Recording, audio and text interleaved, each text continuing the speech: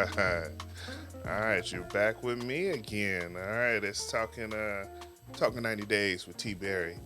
Now I have to apologize. This episode is long overdue. We're on episode 5, but this is episode 4. Now I recorded this episode, but I don't know, I was sick and I was coughing throughout the episode, so I scrapped it.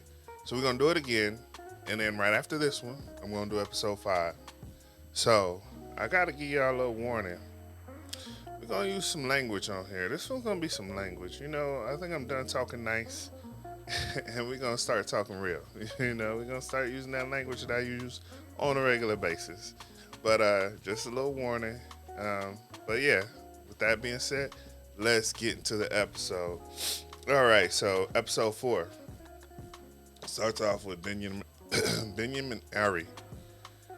So for all of you who don't know, I don't.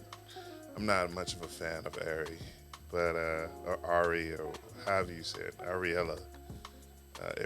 I don't know, but yeah, I'm not a fan. But anyway, so so a little backstory. He got his 90-day visa or whatever K1 visa, and he plans to come to the States with his family and marry Ari. So on episode 3, he tells his family, and the sisters get into it with Ari, and Wish is her name. She throws the wine on Ari. Loved it. Everyone loved it. Everyone loved it. So on this episode, they're basically getting ready to go, and so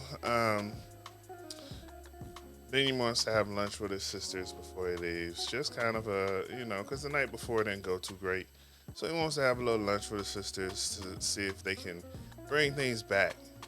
Bring things back. Everybody be cool before he leaves. He wants everything cool before he leaves. And I get that. You know what I'm saying? Like, you don't want to leave on a bad note. Sister don't want to go. And I get that too. You got wine thrown in your face. But if you watch your mouth, you wouldn't have to deal with those kind of things. But anyway, she didn't watch her mouth. She got wine through her. So it is what it is. So she doesn't go. So they talk, and the sisters is like, cool. We're glad she's not here anyway. So it's all gravy. So they talk, they get some things out the way. Basically, they want to let Benjamin know that he's always welcome back. And that is a big deal. And I respect that. I respect that because it's a big move for him, and I'm sure he's scared, and I'm sure everybody is doubting, what's going to happen. But yeah, he's going to do it. He's doing it for his family. So one thing that he says that I see being a problem later is that he wants to get to the States so that he can see his first child. Now, a little backstory, he had a child he was married once before, had a child, and his wife ended up going back to the States and never came back. So this is an opportunity for him not to only raise his family, his current family, which is Ari and Avi, but also get to see his first child and hopefully be there for that child as well. So very respectable. I really like Minion. I feel bad that he ended up with old spoiled ass Ari, but it is what it is. So at the end of their little thing, now I'm not doing this in sequence with the show anymore. I'm just gonna break down the whole lump sum of those two couples or of the couple, and so at the end of their part in the show, they're at the airport, and the sister already calls out Ari to begin with. Like, I don't even want to deal with her. But and Ari's cool with it. Like, whatever. I'm not dealing with you either. And so they want to see Avi before he leaves. Like, hey, let me see my nephew before you leave, and give him a hug, give him a kiss, And Ari's like, nah, he sleep. He ain't getting out. It's too cold out. Anything will do. Any excuse will do. No. So bogus. I feel it's bogus. I feel like I get it, but I don't at the same time. Because if Binyam's going to the States, not to never return, but not to return anytime soon, and you already know Ari's not about to let him take the baby by himself back to Africa to visit. So I don't know, like, give him that chance. You might not like them, but that's still his family. So yeah, so it don't work out. And they pretty pissed and they cry or whatever. And the older or one of the sisters just repeats over and over that Benjamin is very naive. Now my take on the situation is, he wants to do the right thing. He wants to be a father to his kid. I don't feel that he thinks that he picked the wrong person, but I'm sure there's times when they're arguing and she acting a certain way that he does. But I feel like he loves her. It's just a complicated relationship. Now, Ari, I feel that she's just very spoiled. Her parents have taken care of her. She's done things like that are commendable, like going out to third world countries and doing like missionary things. But at the end of the day, she gets to come back to her plush home, and that's what she's used to. And you're looking at like the parents and everyone's looking at Benyam to be a better provider. Where he's from a third world country, and his parents have passed away. He grew up with his sisters. There's no excuse, but the opportunities aren't the same out there as they are in the States. So he's doing what he can. And, for Ari to be living in the States and to have those opportunities and to still be sitting around spoiled, you should be looking at your daughter like, what's your excuse? Benyam got, I'm from a third world country. Parents died, sisters raised me. I got all kind of reasons, and I'm still out here trying to strive. But you have had every opportunity in the world, and you still sitting up here looking at me. So, what's up with that? You ain't got your own place. You ain't got your own nothing. Your parents do everything for you. So, it's a trip. It's a trip, but we'll see how that unfolds, and it's better even on the next episode. But we'll get into that. We'll get into that on the next episode. So Emily and Kobe. So I'm gonna put it out there again. Emily is really putting a bad taste in my mouth. Emily is spoiled. Emily and Ari, they could be sisters on everything. It's like she's just. So in this episode, Kobe comes back. They have their night. Which was bogus to me. Now I feel like Emily is one who uses whatever she has to manipulate you to do what she wants you to do. Not only that, but she's also a victim. So she'll manipulate you to do what she wants and play the victim at the same time. Bogus to me. But anyway, let's go with it. Apparently they go ahead and get it in. They gets it in. They wake up in the morning, they happy, got it in, they did their thing.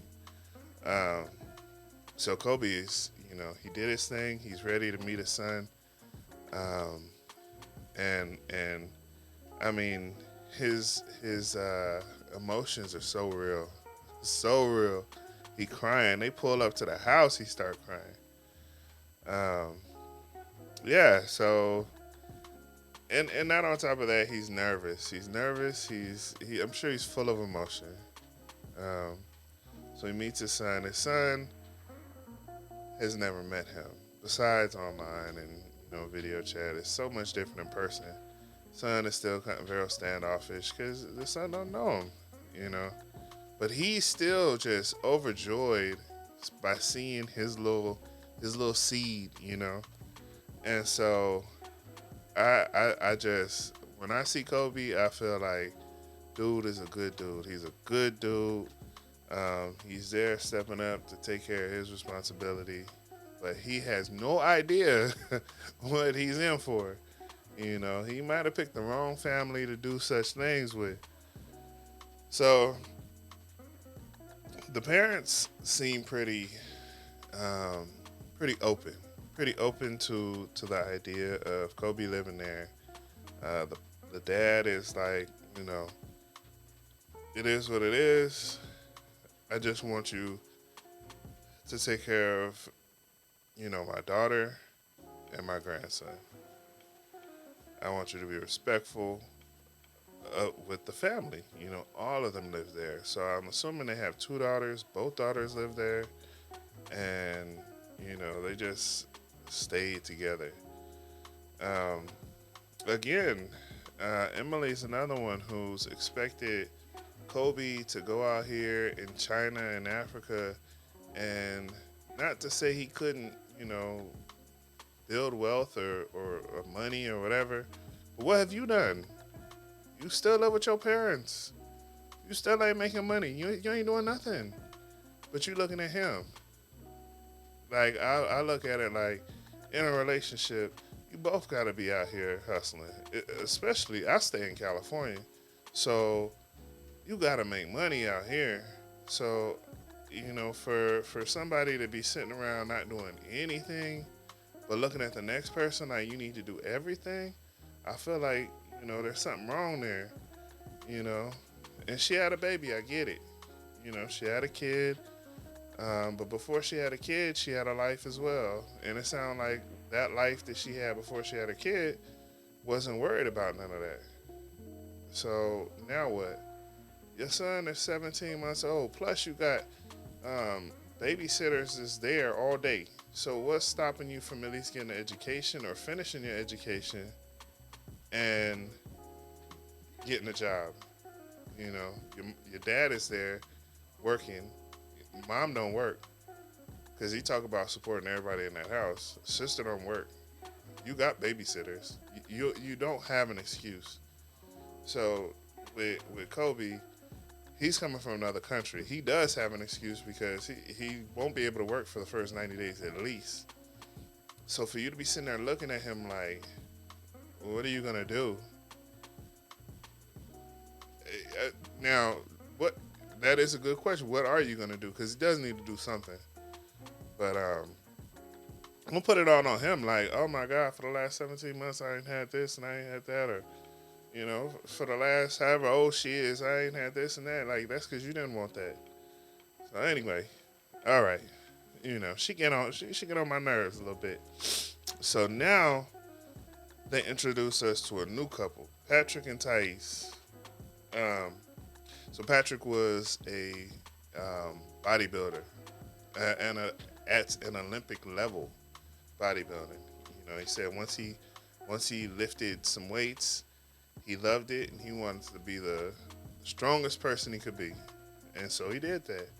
And he competed a lot and he won a lot of competitions until he got to that Olympic level, and then he tested positive the first time for HGH. Then he tested positive the second time for some kind of testosterone, and then that ended his weightlifting career.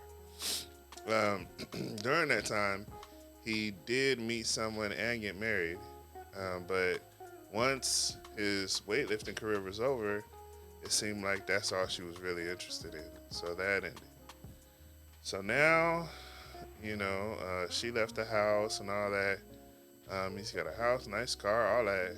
I guess his brother, he ends up having his brother move in, and his brother helped him through a lot of those dark times. So he has a very good bond with his brother. So I say that to say this, his girl ain't a fan of the brother. And I don't even think it's so much not a fan of the brother, but she's not a fan of a roommate situation. So her brother, it really wouldn't matter if he was quiet and stayed to himself, or he's pretty outspoken and not to himself. So I don't think it would have mattered. But unfortunately, he's on the wrong end of the spectrum. He's more of the outspoken, wants to be a part of everything, and she doesn't like that. So um, yeah, so his brother's been living there for the last 3 years and has helped him through a lot. Now their mom was a bipolar drug addict. So they've had a lot of diversity in their family, a lot of trials and tribulations that they had each other to help with. And so one of the problems is Thais wants him out, but he feels that if I was to kick my brother out for her and it doesn't work, then I lose two relationships. Not only hers, this love of his life, but the relationship with his brother. And that's got to be hard because your brother was the one who helped you in all these situations. So he's kind of caught up in a twist, but he's not going to give up on his brother. He's not doing that. So, and that's good. So Thais, he met her when he was on a trip to Brazil. I guess his dad is from Brazil. He went to Brazil. He met her on a dating app, actually. And within 11 months, they got engaged, or he proposed to her. I'm sorry. He proposed to her. And yeah, he feels like she's the love of his life and all that. Now, him and his brother work for a home security company. And you can clearly see it's Vivint because his brother is wearing a Vivint hat on every episode. And I have Vivint here, and we won't discuss whether it's good or bad, but it's something that is here in California as well. So one thing that kind of got me, now if you work for Vivint, maybe you can help me understand this, but he said that he would go to Brazil. What was it? He went 13 times, somewhere around there, 14 times, and each time he would go for 2 weeks. And he said every day he spent in Brazil, it was like losing $1,000 a day. Now I'm no rocket scientist, but that sounds like a lot of money to be making. Now he's a door-to-door, I don't want to say door-to-door salesman, but he says he does something door-to-door, and you making $1,000 a day. I'm feeling like I'm in the wrong career path if he making $1,000 a day doing door-to-door sales. Like, I had no idea, but I see his house. House is nice. I see his car. I don't know his financial situation, but from what I see, I might be applying for Vivint, is all I'm saying. But anyway, so our next couple is Jibri and Miona. All right, so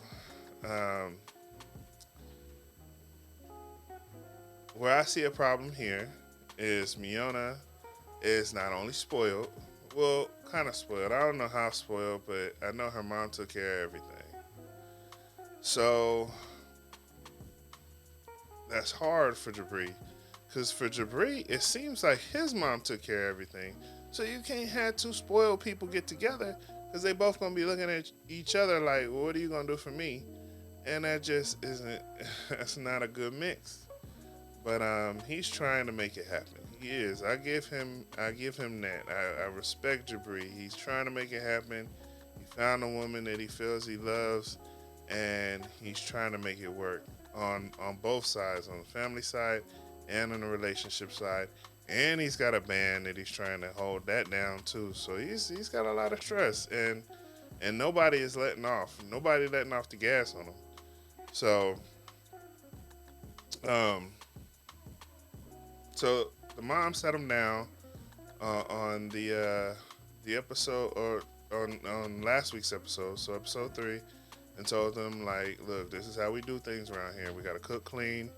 Y'all gonna have a day. We'll do a day, and we just gonna have a rotation. Well, one question I have to ask with that is, did Jabri have part of this rotation before Miona got there, or is this a Miona thing? Because you did see Jabri doing chores like housework or like mowing the lawn and stuff, which he didn't know how to mow the lawn, which I can't really talk crap because I'm not the best with a lawnmower myself. But um, I'm IT. I'm gonna use that as my excuse. Uh, but yeah, was he cooking before? Cause he act like he don't know his way around the kitchen. So I don't know. It's food for thought. No pun intended. So he's trying to be frugal, save money so that they can move to LA and they can do things. So one thing I found interesting is um, when they would get together before, it was generally on vacation. He would be out there on vacation. They'd be living life and just having fun. And I feel like that's got to be tough because to go from that living life and having fun to real life, paying bills, doing the things that aren't fun, um, that's tough. So it's tough to meet somebody from overseas and all y'all do is party all the time. So he and he's seeing that, and she's seeing that as well, because she's expecting that same Jabri who will come out there, have fun, spend money, to be out here in North Dakota or wherever, which she wasn't um, too happy to be there in the first place. She wants to be in LA. And that's another thing I get. She wants to be a makeup designer or do something with makeup, and she needs to be where the industry is booming. She feels that's LA, and she's not wrong. Going to the big city to make a name for yourself is what everybody seems to want. Not to say that it's easy, but I mean it's what everybody seems to want. It seems like that's just give me the opportunity and let me shine, and that's what she seems to want. And I don't even know if people wear makeup in North Dakota, but I don't know anything about North Dakota, so but not no jokes on North Dakotans, but I don't see a big industry for makeup in North Dakota. So their job on this episode is to cook a meal for the family. So they go to the store, and one thing, something I saw that was really cool. That she said that over in Serbia, in the grocery stores, a lot of stuff is fresh, and here in the States, a lot of things are pre-made. So I'm sure a lot of my audience are from the States. And we go in the grocery store and everything is pre-made this, pre-made that, pre-made pizza, pre-made pancakes, pre-made eggs, pre-made everything. You can live off out of a box out here. And out there it's more fresh things. And I feel like that might be the reason why Americans, like myself, we like to eat a lot, and there's a lot of preservatives and a lot of stuff in food that comes from a box. So I'm definitely gonna try to start eating more of the fresh things, because that definitely made an impression on me. All right, so yeah, the one thing that she sees that she thinks is weird is string cheese. But if you're from the States, string cheese is love. It is love. And so she kind of weirded out about it. Um, but they decide they're going to make like a chicken Alfredo type deal. I don't know what was going on with that. And so while they making the food, after they done grocery shopping, they making the food, they start talking about the band, his band, Black Serbs, him and his best friend David.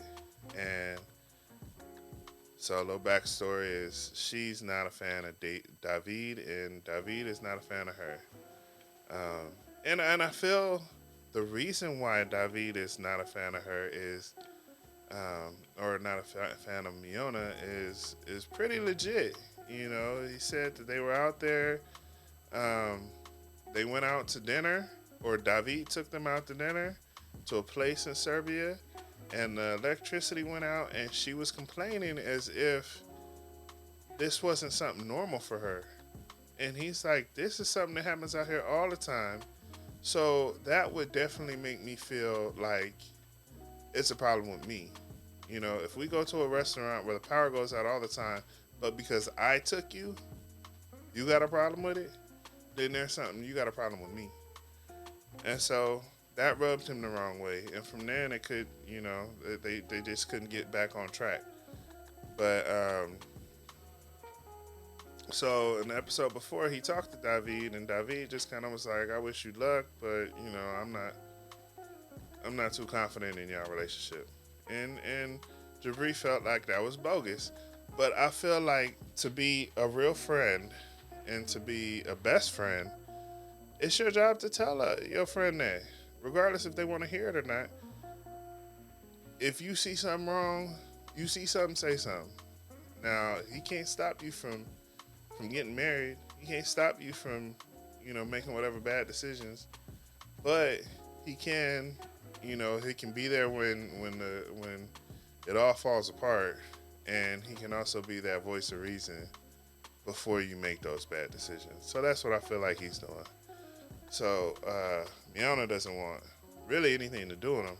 So this is one thing I found interesting. I find a lot of things interesting, especially watching these shows for different cultures. Jabri and David are each other's godfathers. Now here in the States, you just throw that word around, and it does have a meaning, but there's no actual ceremony that in different cultures is different things. In this culture, they actually went to, I believe, a church or something, and did a ceremony so that basically, if anything were to happen to Jabri and his family, David would pick up the pieces. And if anything happened to David and his family, Jabri would pick up the pieces. So I feel like that is very, that's real serious. Like, and he told him he's more than just a friend. He's more than a best friend. He's my brother. And, I like it. I like it. That's, you need people like that in your life. And for that reason there, he should hear David out. He might not like what he has to say, but he should hear him out. So she doesn't like that. And she basically gives him an ultimatum, basically like, hey, him or me, because he's not your family. I'm going to be your family. He don't like that. It alludes to, like, we'll talk about that later. So they make the dinner for the family. All right. It's nasty. It's gross. Oh, it's gross. And moms is like, they try to like hide they little like, it's all right. It's for your first try or whatever. Then moms is like, chicken is nasty and rubbery, and I'm not feeling it. And so this gets Jabri offended. So I feel like they got Jabri between a rock and a hard place. He respects his mom. He loves his mom. He loves his dad. But he also loves his fiance. And so he can't be, he can't be letting his mom disrespect his girl. He can't be letting his dad disrespect his girl. He got to act like, hey, this is my girl. Whatever you say to her, you say to me. And that's not right and all that stuff. But at the same time, you need to respect your mom. And so does Miona. And Miona hasn't really said anything disrespectful. So, the moms, the way they are with their sons is, they don't want to lose like that, their son to somebody that they don't feel is good enough. And, they can be very protective over their son. And especially in a single mother home, like that's the man of the house at a certain age. And that's how I grew up. Once I was a certain age and I was the man of the house, to a certain extent, what I'm saying? I'm the protector. I'm the whatever, because, we don't have a man in the house. So I get it, her being a mom. Now, he does have a dad in the house, but at the same time, she's looking at him like, I want you to have someone who's going to be good for you. I think the mom really, when she put those cooking and cleaning um, requirements in act, I really feel like she felt like that Miona, our old girl, was going to, take that and run with it and be like, I'm going to clean this, and then I'm going to just start cooking some Serbian meals or some kind of meals and really shine, take that time to shine. And Miona was looking at her like, and looking at Jibri like, we need to go and get our own place so we can just sit around, eat out all day, and not, and not cook nothing, I guess. So, or she was looking at her like, your mom's supposed to be cooking for us, like my mom cooks for me. Your mom's supposed to be cleaning for us, like my mom does for me. So, it's going to be different when they have their own place because she's going to be expecting somebody to do it, but she knows it ain't going to be her. So, something that Jibri should really take into consideration. All right, so now we get into Kara and Guillermo.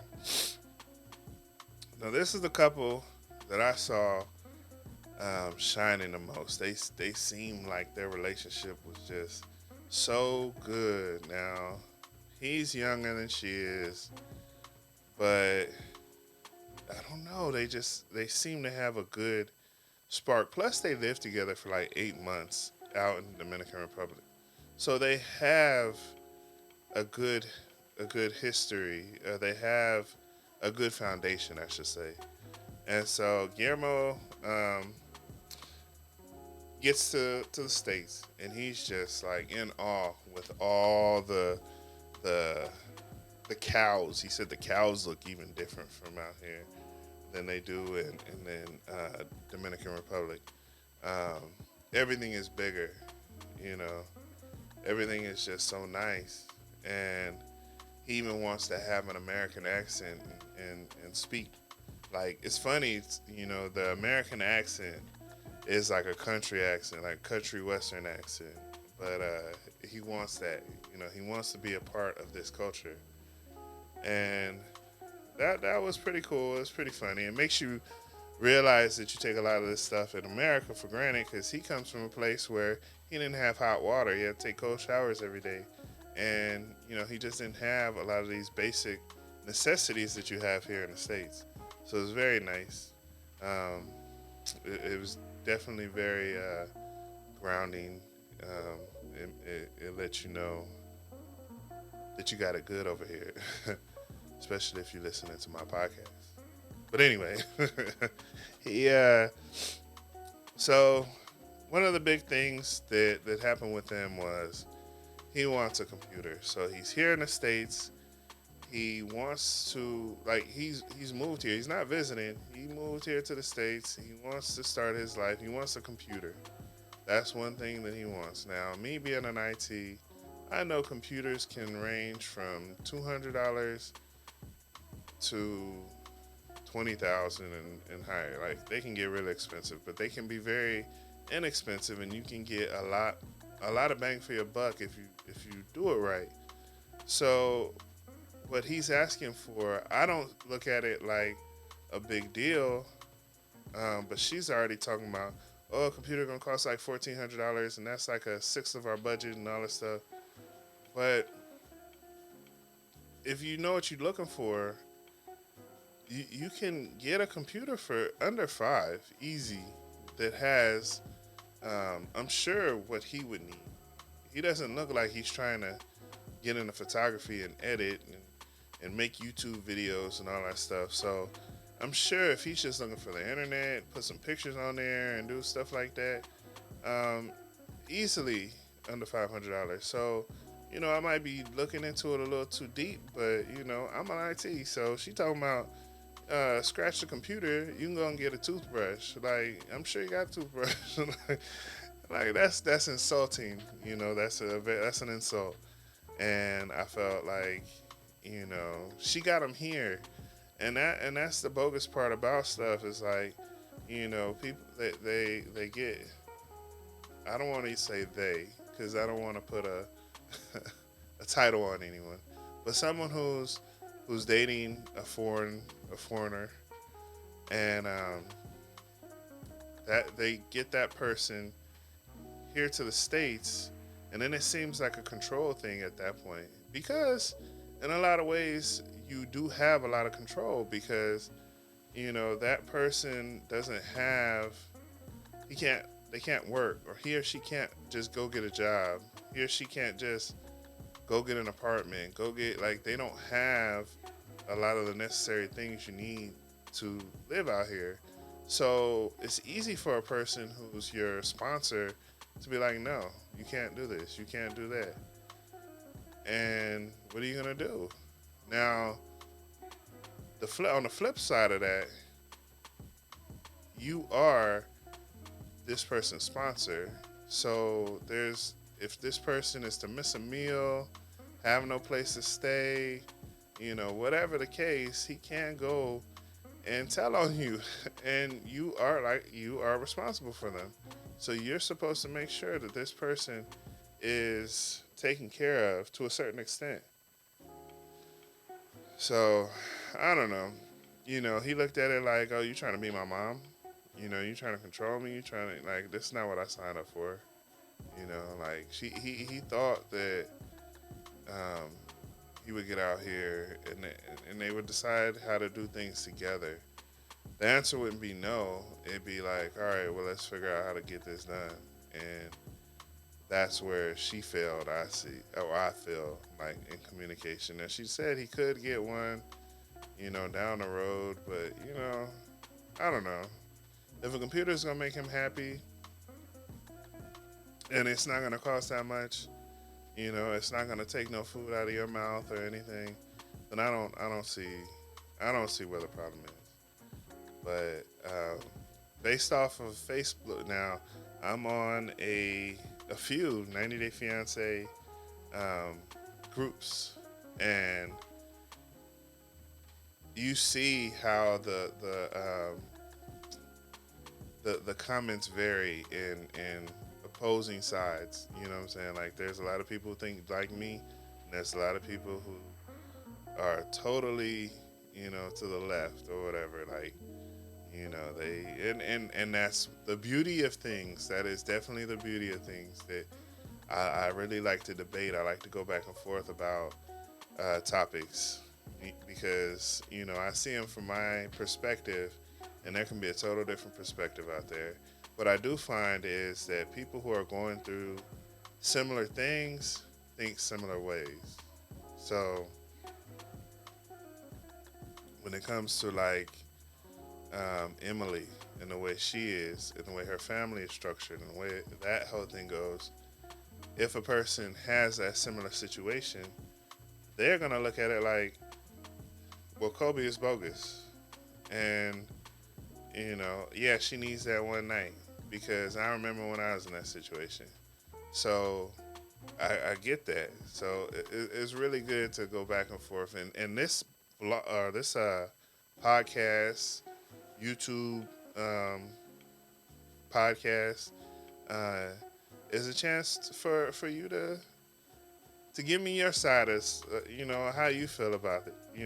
It's funny. We're talking about other people's lives, but they somehow, we look at them as they relate to us in certain ways, I think. So anyway, enough with that. Let's go into Bilal and Shaida. Now, they ended. Now, usually, they're the first couple on the show, so they start the show off. But on this episode, they are the last couple. And so, backstory, Bilal played what he called a prank on Shaida by having her stay in the childhood home the day before he takes her to his house. So she feels like that was torture. And I don't get it. I don't understand now. I don't know where Shaida lived before she came to the States. I don't know how she was living before she came to the States, but it seems like she was in a mansion somewhere. And if that's the case, she shouldn't have left. But, Like the place he brought her to wasn't what she expected, but it was a roof over her head. It was running water. It was electricity. The roof might have been, or the ceiling might have been falling down, but that's something you could look at like, you know what? This is how this man is. This is how he lives, and I want to be a part of his life. Let's figure this out. How are we gonna get this stuff fixed? If I need this, if these are the things I need or I want, how can we do this together?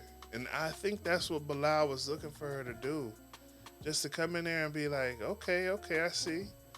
Let me look at the potential in this, and let me look at how we can make this happen together. You got to go to work. I'm here. Hey, take me to the store to get some things. I'm gonna make this our home. And she didn't do that. All she did was complain. All she did was complain. So I personally feel the more she complained, the longer she should have stayed. So instead of that one day, he should have took that. Okay, let's go for a week now. I want to see how you will really do in this environment because this is who I am. This is part of who I am. He's different now. He's in a different environment, but at the same time, this is what made me. This is where I started, and what you see is a product of that. This is like I didn't want this for life, and I did the things to make this nice living. But don't get it twisted. That's still a part of me, you know? So, yeah, I feel like he should have went all in on that one, but he didn't. And he took her to the house, and of course she praised the house, and I would have a problem with that because who you trying to marry? You trying to marry this house, or you trying to marry this person? So you should be in love with that person no matter what they live in. And I feel like she missed that part. So they have dinner. The mom actually does come because on the episode before that, or no, it might have been this episode. I'm not sure, but he says he's taking her to his mom's house, and which will ultimately turn out to be his house. And so yes, the mom come over, the sister and the brother come over, and this is one thing I didn't like because if you love this woman so much, then you wouldn't like put her out there in front of your mom and your sister and your brother because they're gonna ultimately have an opinion on her, and if you say the wrong thing, then that can ruin the way they look at that person. So if you say, "Oh yeah, she felt like our childhood home was shitty," you know, that's what the mom could afford at the time. So the mom and dad, or whatever the situation was, whatever their dynamic was, that's what they had, and that's what she put them in.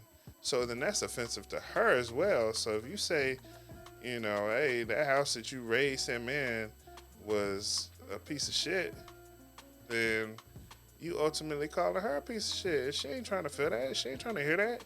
So you got to be careful with the words you use. You got to be careful with how you explain things because, you can offend somebody. So, him putting her out there, like making it seem like, hey, she wasn't feeling it. It kind of made him look bad because, the mom or the sister was like, if this relationship don't work, it's gonna, make him, who knows what's gonna happen to him. It's gonna devastate him. Well, then he needs to keep those conversations where she's gonna look bad. He needs to keep those conversations between him and Shaida, because once you start getting that outside influence of like your mom, your sister, and your brother, and they start changing the way you feel about that person, and they could be totally wrong, because they don't really have a dog in the fight. Well, you're the dog in the fight, but you know what I'm saying? Like at the end of the day, once old girl leaves, then you alone again. You know, you're not gonna seek the same comfort of a girlfriend from your sister or your brother or your mom. No. So I feel like he should keep those conversations between him and Miona. Or not Miona, but him and Shaida. Sorry. So one thing that it becomes an issue is the kids thing. So it's my understanding that when they were in Trinidad, he was okay with having kids.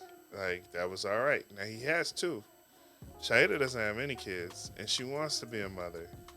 And so she's really hoping because she is, I want to say 37. She's coming towards the end of that um, her coming to the end of her ability to have kids, especially. Well, I'm no doctor and I'm no expert on babies, but I feel like I heard the older you are, the higher risk you are for either having like miscarriages or actually, dying yourself. So she doesn't want to, be put in a situation where she either doesn't have kids or, she has those miscarriages, and, or her life is in danger over having a kid. But Bilal at the dinner table makes it seem like, oh, she's living in a fantasy world. Let's just focus on things we got going on now. And it's pretty obvious, if you have a kid, that a lot of the things like traveling and going out and doing all kind of things are going to be put on hold because you got to raise a kid. Now, Bilal did it twice, or he's done it. He has his little ready-made family. But she hasn't, and she wants those experiences. And he does. I look at it like, part of the reason why he's kind of like pulled back on that is the way that she reacted to his childhood home. So to me, it would have made me feel like you don't have my back, like you're not a ride or die.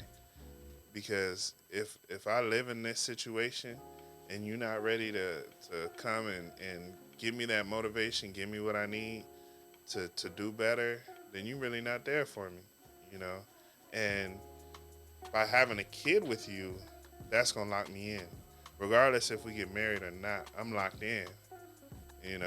Like we're gonna be together or see each other or be a part of each other's lives for the rest of our lives. So I suggest he's very careful with the whole baby thing until he feels comfortable with either marrying her or having her as a baby mama for life. He already got a baby mama with his ex-wife, and she's married and she's moved on. But again, they're gonna be in each other's lives. They're gonna be at all the graduations. They're gonna be at all the dances. They're gonna be at all the stuff for the rest of all the kids' accomplishments. They're both gonna be there. So like it or not. So this ain't a situation where you just break up and don't see each other again, move to another state or move to another country, whatever. No, you're in each other's life for life. So I think he should just definitely be wary of that. And yeah, that's how the episode ends. Talking about Shaida and the kids, and that's it. So I felt this episode was good. Getting to know each other. I think Patrick and Thais, that was good. A good couple to bring into the mix. And yeah, so check out my podcast. I'll be recording the 5th episode right after this. So check that one out too. And please like and subscribe if you're watching on YouTube. Please like it if you're listening to it on a podcast provider. And I will see you at the next episode. All right.